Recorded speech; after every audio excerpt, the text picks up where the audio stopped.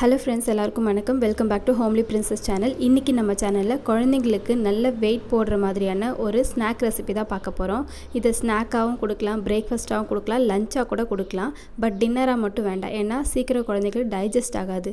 அப்படி என்ன பொருள்லாம் இதில் சேர்த்துருக்குறோம், இது எப்படி வெயிட் கெயின் ஆகுன்றதை பற்றி டீட்டெயில்டாக இந்த வீடியோக்குள்ளே சொல்லியிருக்கேன். ஸோ வீடியோ ஃபுல்லாக ஸ்கிப் பண்ணாமல் பாருங்கள். இப்போ வாங்க வீடியோக்குள்ளே போகலாம்.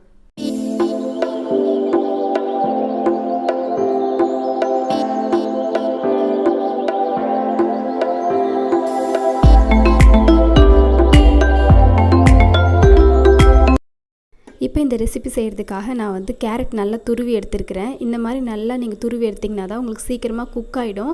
அதே மாதிரி நம்ம ஈஸியாக பிளெண்ட் பண்ணுறதுக்கும் நமக்கு கரெக்டாக இருக்கும். ஸோ இந்த மாதிரி நான் துருவி வச்ச கேரட்டை ஒரு பவுலுக்கு நான் இந்த மாதிரி ட்ரான்ஸ்ஃபர் பண்ணிக்கிறேன். இதை மாற்றிட்டு நல்லா இந்த கேரட் மூழ்கிற அளவுக்கு நான் தண்ணி சேர்த்துக்கிறேன். தண்ணி சேர்த்து நம்ம இதை நல்லா குக் பண்ண போகிறோம். ஒரு 80% அளவுக்கு நம்ம ஒரு மீடியம் ஃப்ளேமில் வச்சு குக் பண்ணுங்கள். ரொம்ப ஹை ஃப்ளேமில் வைக்க வேண்டாம், அப்போ தான் கேரட் நல்லா வெந்திருக்கும்.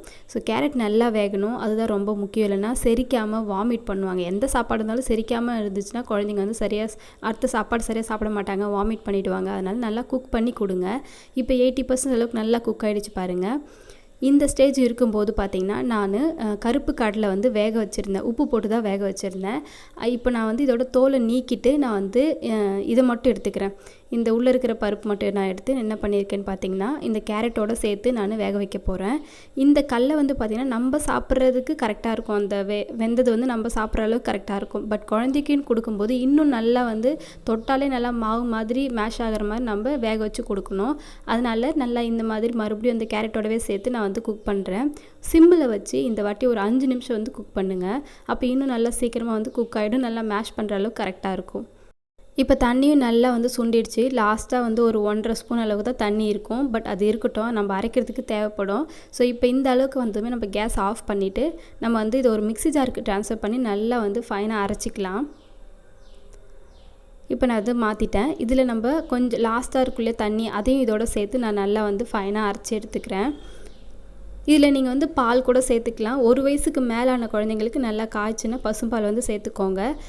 எக்ஸ்ட்ரா சால்ட்டு ஸ்வீட்டுன்னு எதுவுமே சேர்க்க வேண்டாம். நம்ம கடலையில் வேக வச்சோம் இல்லையா, உப்பு லைட்டாக போட்டு அது மட்டுமே போதும். அதே மாதிரி கேரட்டில் ஒரு மைல்டு ஸ்வீட்னஸ் இருக்கும். ஸோ இந்த டேஸ்ட் வந்து குழந்தைங்களுக்கு கண்டிப்பாக பிடிக்கும், அதனால் அவாய்ட் பண்ண மாட்டாங்க.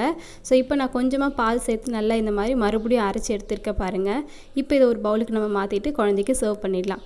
காலையில் லஞ்சுக்கோ இல்லைனா வந்து ஈவினிங் டைமில் ஸ்நாக் டைமில் கொடுக்கறது ரொம்பவே பெஸ்ட்டு.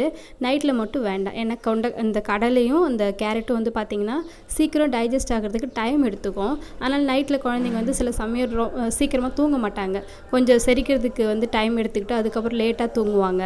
பட் குழந்தையோட வெயிட் வந்து நல்லா இன்க்ரீஸ் ஆகிறது நீங்களே பார்க்கலாம். இது வந்து கருப்பு கடலைக்கு பதிலாக நீங்கள் கொண்ட கடலை, ராஜ்மா, இந்த பீன்ஸ் இந்த மாதிரி கூட நீங்கள் ஆல்டர்னேட்டிவாக வந்து சேர்த்துக்கலாம். ஸோ இந்த ரெசிபி உங்களுக்கு பிடிச்சிருக்குன்னு நினைக்கிறேன். பிடிச்சிருந்தா ஒரு லைக் பண்ணுங்கள். நம்மளோட சேனலை புதுசாக பார்க்குறீங்கன்னா வீடியோஸ் எல்லாம் பிடிச்சிருந்தால் மறந்துடாமல் சப்ஸ்கிரைப் பண்ணி வச்சுக்கோங்க. ஓகே ஃப்ரெண்ட்ஸ், பாய்.